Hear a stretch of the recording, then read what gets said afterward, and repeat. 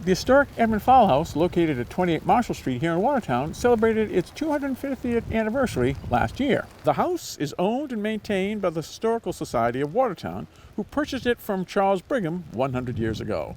To commemorate these significant anniversaries, the Historical Society has created a special exhibit that will be on display for the next few months. The Historical Society's Marilyn Roach and Joyce Kelly gave WCN a tour of the exhibit and pointed out a few items of interest in the collection.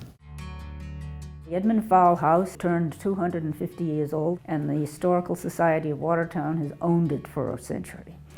So we decided to have an exhibit showing all the things that happened in the house and by the Historical Society.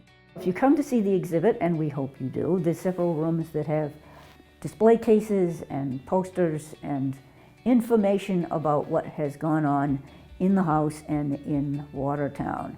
In this particular room, we have information about the Fowles. So this display case shows the Fowle family tree and a couple of other items in here. One in particular that we were thrilled to purchase, the most expensive thing we ever bought, is a ledger from the Mellon Tavern from the late 1780s to the late 1790s. And so this tavern, it sold all kinds of things, not just drinks and food, but also you could rent horses there, you could buy nails there, all kinds of things.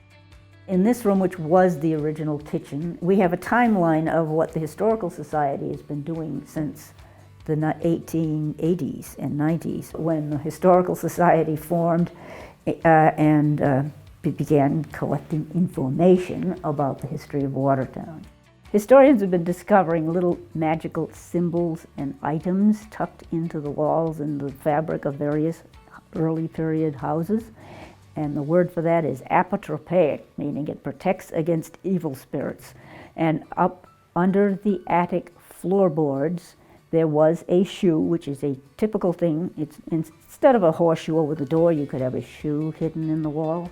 That's often found in a lot of these old houses. And other items in this case show the detective work that went into restoring the house, like the dendrochronology, which studied the tree rings in the beams of the house to actually pinpoint the year when the tree was cut down.